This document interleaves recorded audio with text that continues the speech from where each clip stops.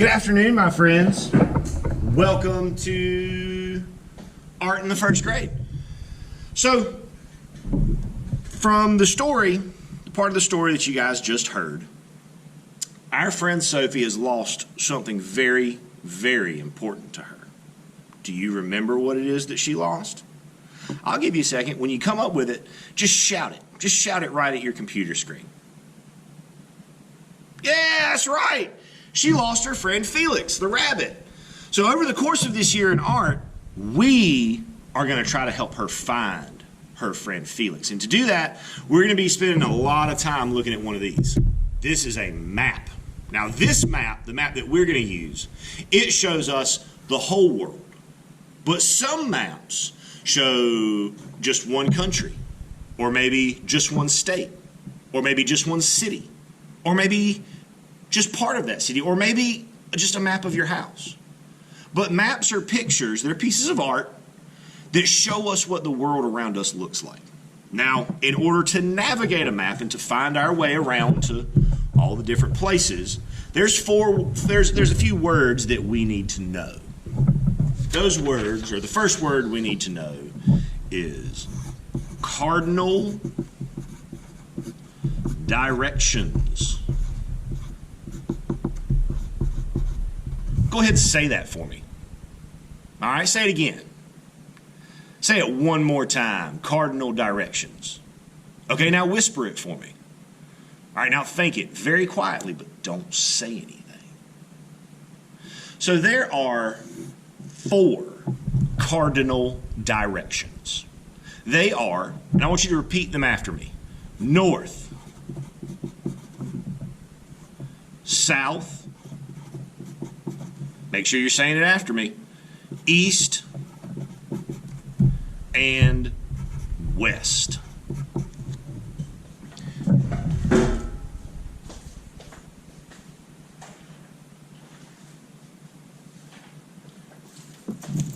And there is a tool that we use to help us know which direction is which when we look at the map. That tool is called a compass rose. Say it with me. Compass rose.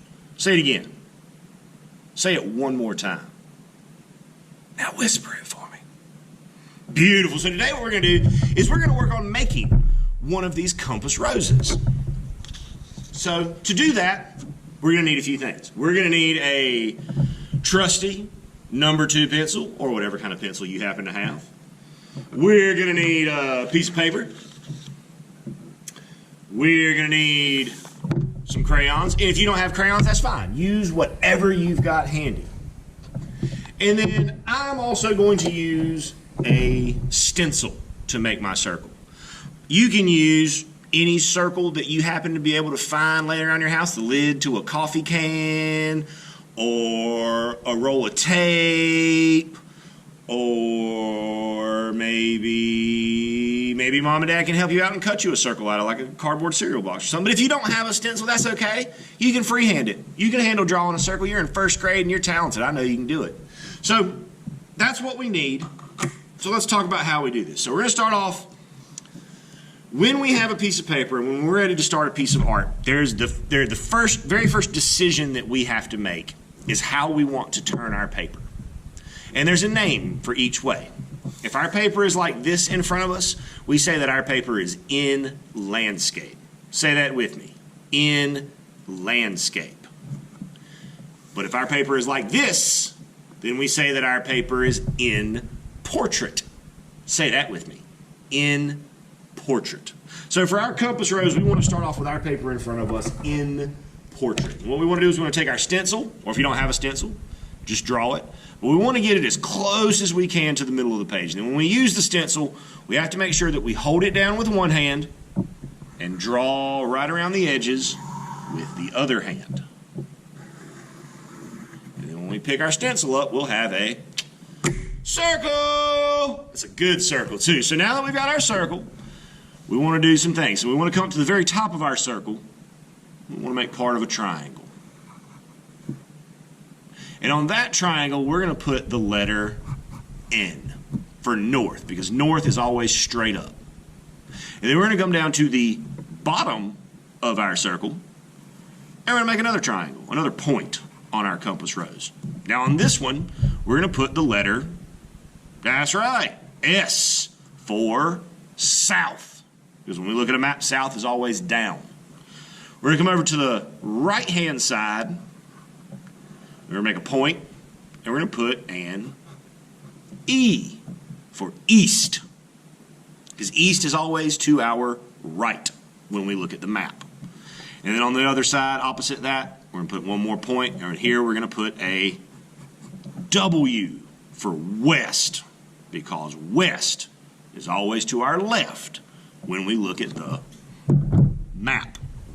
Now, inside this circle, this leaves us with a lot of space still unused in our drawing. Now, this out here, we're not too worried about. We're just going to leave that empty. But inside this circle, here's where we're gonna draw some things. So what I want you to do inside this circle is I want you to think of your absolutely, positively favorite place in the whole wide world. This could be a place that you've been to, or it could just be a place that you dream about going to one day. But we're going to draw that right here. And the main thing that I want you to keep in mind, the very first thing that I want you to draw when you go to do this, is I want you to create what we call a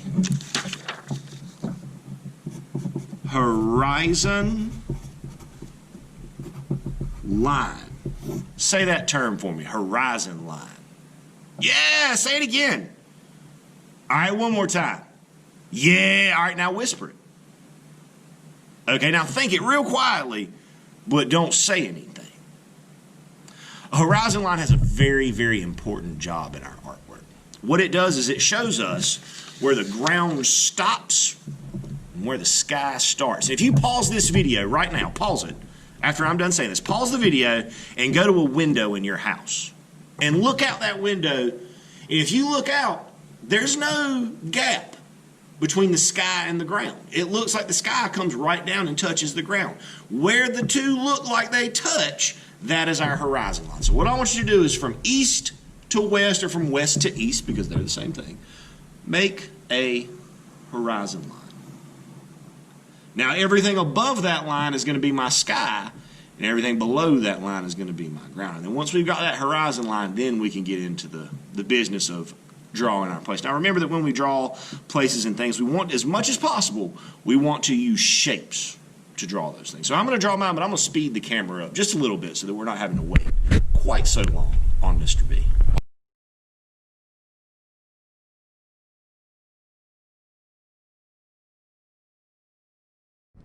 Okay, so here we have my drawing. I drew a family home that I spent a lot of time at with my family and my grandparents specifically as a child.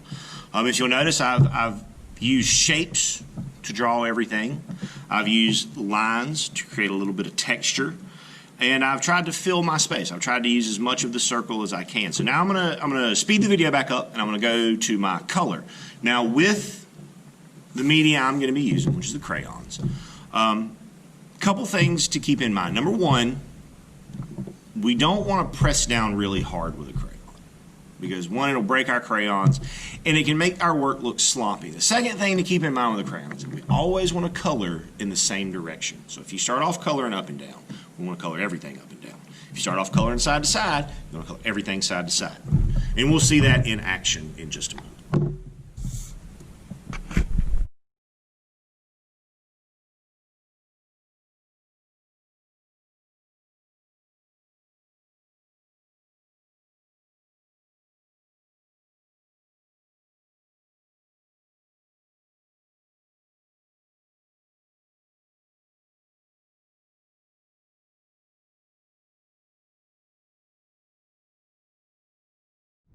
All right, and there's our, or my rather, completed compass rose.